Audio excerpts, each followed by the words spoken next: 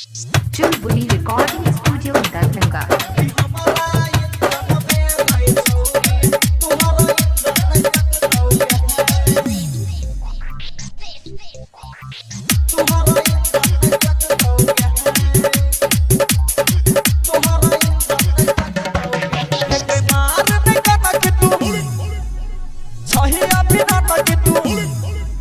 कोई मार दे काना कि तू छही अभी ना कि तू पीछे में जुआ पटक दऊ गई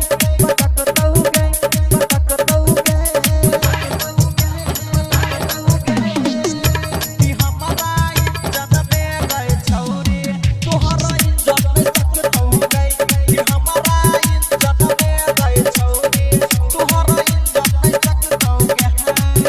कोई मार दे काना कि तू छही अभी ना कि तू हे कोई मार दे काना कि तू छही अभी ना कि तू पीछे में जुआ पटक दऊ गई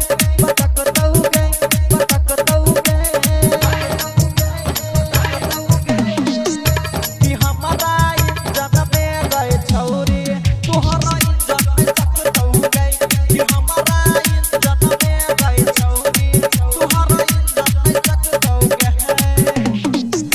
कि हमारा इज्जत में गए छौरी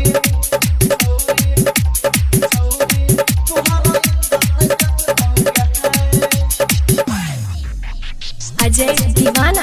Kadam Chowk Malmal. Ajay Divana,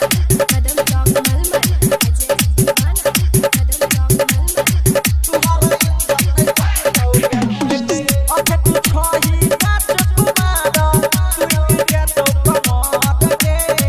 छोड़ लाग तो पसीना के छौरी देखते हमारी जहमत के Rock this! हे गई ओके तू छही काट कुमारा तू के तो कमात के छोड़ लाग तो पसीना के छौरी देखते हमारी जान के देखे देही आया कर दोगे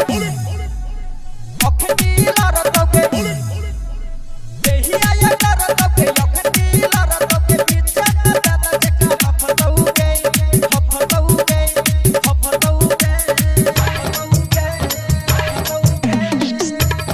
हमारा इज्जत में गए छौरी तोहरा इज्जत में चक दऊ गई कि हमारा इज्जत में गए छौरी तोहरा इज्जत में चक दऊ गई कि हमारा इज्जत में गए छौरी तोहरा इज्जत में चक दऊ गई Ajay Divana, Kadam Chowk Malmal. Ajay